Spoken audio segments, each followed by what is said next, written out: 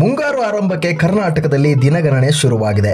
ಮೇ 4ನೇ ವಾರದಲ್ಲಿ ಮುಂಗಾರು ಮಳೆ ಶುರುವಾಗೋದ್ರಿಂದ ಇದಕ್ಕೆ ಪೂರಕವಾಗಿ ಮುಂಗಾರು ಪ್ರವಾಸ ಕೂಡ ಆರಂಭ ಆಗುತ್ತೆ. ಕರ್ನಾಟಕದಲ್ಲಿ ಮಳೆಯೊಂದಿಗೆ ಪ್ರವಾಸ ಕಳೆಯಬಹುದಾದ ಜಿಲ್ಲೆಗಳು ಯಾವುವು ಅಂತ ನೋಡ್ತಾ ಹೋಗೋದಾದರೆ, ಕರ್ನಾಟಕದಲ್ಲಿ ಹೆಚ್ಚು ಅರಣ್ಯ ಪ್ರದೇಶ ಹೊಂದಿರುವ, ಮಳೆ ಚೆನ್ನಾಗಿ ಆಗುವ ಉತ್ತರ ಕನ್ನಡ ಜಿಲ್ಲೆ ಮುಂಗಾರು ಪ್ರವಾಸೋದ್ಯಮಕ್ಕೆ ಹೇಳಿ ಮಾಡಿಸಿದಂಥ ತಾಣ ಅಂತ ನಾವೆಲ್ಲ ಕರಿತಾ ಹೋಗ್ತೇವೆ. ಇಲ್ಲಿ ದೇಗುಲಗಳು, ಬೀಚ್ಗಳ ಜೊತೆಗೆ ದಟ್ಟ ಹಸಿರಿನ ಕಾಡುಗಳು ಇರುವ ಉಡುಪಿ ಜಿಲ್ಲೆ ಕೂಡ ಮುಂಗಾರು ಹಂಗಾಮಿಗೆ ಅತ್ಯಂತ ಅದ್ಭುತವಾದ ಪ್ರವಾಸಿ ತಾಣ ಅಂತ ನಾವು ಹೇಳ್ತಾ ಬರ್ತೇವೆ. ನಂತರ ಕುಂದಾಪುರ, ಉಡುಪಿ, ಕಾರ್ಕಳ ತಾಲೂಕುಗಳಲ್ಲೂ ಕೂಡ ಅತ್ಯದ್ಭುತವಾಗಿರ್ತಕ್ಕಂಥದ್ದು. ಇನ್ನು ಕರ್ನಾಟಕದ ಗಡಿ ಜಿಲ್ಲೆ ಚಾಮರಾಜನಗರ ವನ್ಯಜೀವಿಗಳಿಗೆ ಹೇಳಿ ಮಾಡಿಸಿದ ತಾಣ ಬಂಡೀಪುರ, ಬಿಳಿಗಿರಿ ರಂಗನ ಬೆಟ್ಟ, ಮಲೆ ಮಹದೇಶ್ವರ ಬೆಟ್ಟ, ಕಾವೇರಿ ವನ್ಯಧಾಮಗಳು ಸಾಕಷ್ಟು ವನ್ಯ ಸಂತತಿಯನ್ನು ಇದು ಹೊಂದಿರತಕ್ಕಂಥದ್ದು. ಅದರ ಜೊತೆಗೆ ಕರ್ನಾಟಕದ ಕಾಶ್ಮೀರ, ಸ್ಕಾಟ್ಲೆಂಡ್ ಅಂತ ಕರೀತಕ್ಕಂತಹ ಕಾವೇರಿ ಉಗಮದ ಕೊಡಗು ಜಿಲ್ಲೆಯಂತೂ ಮುಂಗಾರಿಗೆ ಪ್ರವಾಸಕ್ಕೆ ಬೆಸ್ಟ್ ತಾಣ ಅಂತ ಕೂಡ ಹೇಳ್ತೇವೆ. ಕೊಡಗಿನ ಮಳೆ, ಹಸಿರು, ಕಣಿವೆ ಇವೆಲ್ಲ ಕೂಡ ಅತ್ಯದ್ಭುತವಾಗಿರ್ತಕ್ಕಂಥದ್ದು. ಇನ್ನು ಮಲೆನಾಡಿನ ಹೆಬ್ಬಾಗಲು ಅನಿಸ್ಕೊಂಡಿರ್ತಕ್ಕಂಥ ಶಿವಮೊಗ್ಗ ಜಿಲ್ಲೆ ಮುಂಗಾರು ಪ್ರವೇಶಕ್ಕೆ ಜಿಲ್ಲೆಗಳಲ್ಲಿ ಪ್ರಮುಖವಾಗಿರ್ತಕ್ಕಂತಹ, ಕರ್ನಾಟಕದಲ್ಲಿ ಅತ್ಯಧಿಕ ಮಳೆ ಪಡಿತಕ್ಕಂಥ ತೀರ್ಥಹಳ್ಳಿ ತಾಲೂಕಿನ ಆಗುಂಬೆ ಕೂಡ ಇಲ್ಲಿ ಅದ್ಭುತ ತಾಣ ಆಗಿರುತ್ತೆ. ಇನ್ನು ಮಲೆನಾಡಿನ ಬೆಟ್ಟಗಳ ತಾಣ ಚಿಕ್ಕಮಗಳೂರು ಕೂಡ ಮಳೆಗೆ ಅತ್ಯದ್ಭುತವಾದಂಥದ್ದು.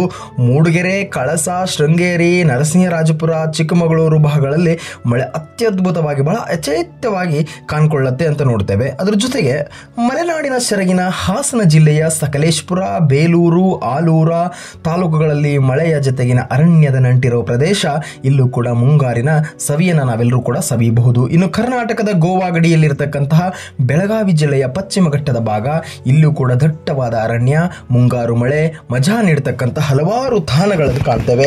ಖಾನಾಪುರ, ಬೆಳಗಾವಿ ಇಲ್ಲೆಲ್ಲ ಅತ್ಯದ್ಭುತವಾದ ಒಂದು ಪರಿಸರ ಕಾಣ್ತಕ್ಕಂತಹದ್ದನ್ನು ನಾವೆಲ್ಲ ನೋಡ್ತಾ ಬರ್ತೇವೆ. ಇವೆಲ್ಲವೂ ಕರ್ನಾಟಕಕ್ಕೆ ಸಂಬಂಧಿಸಿದಂತೆ ಈ ಮಳೆಯ ಜೊತೆಗೆ ಪ್ರವಾಸವನ್ನ ಮಾಡಬಹುದು. ಇನ್ನು ಉತ್ತರ ಕನ್ನಡಕ್ಕೆ ಸಂಬಂಧಿಸಿದಂತೆ, ದಕ್ಷಿಣ ಕನ್ನಡಕ್ಕೆ ಸಂಬಂಧಿಸಿದಂತೆ ಪಶ್ಚಿಮ ಘಟ್ಟದ ಪ್ರಮುಖ ಜಿಲ್ಲೆಗಳಾಗಿರೋದು ಇಲ್ಲಿ ಸುಳ್ಯ, ಪುತ್ತೂರು, ಕಡಬ ಸಹಿತ ಹಲವಾರು ಭಾಗಗಳನ್ನು ನಾವು ನೋಡ್ತಾ ಬರ್ತೇವೆ.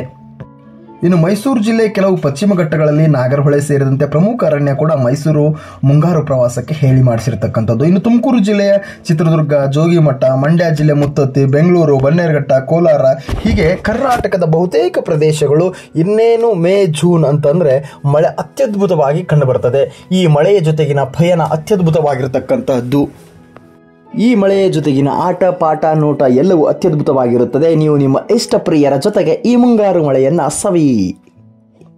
ನಿಮ್ಮ ಇಷ್ಟ ಪ್ರಿಯರ ಜೊತೆ ನಿಮ್ಮ ಈ ಮುಂಗಾರು ಮಳೆಯ ಪಯಣವನ್ನು ಸವಿಯಿರಿ.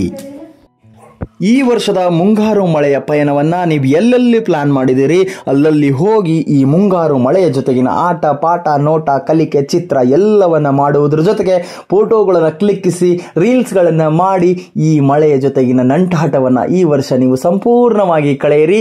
ಮುಂಗಾರು ಮಳೆಯನ್ನು ನೀವು ಅತ್ಯದ್ಭುತವಾಗಿ ಆನಂದಿಸಿ ಅಂತ ಹೇಳ್ತಾ ಈ ವರ್ಷದ ಪ್ರವಾಸೋದ್ಯಮಕ್ಕೆ ನಿಮಗೆ ಆಲ್ ದ ಬೆಸ್ಟ್.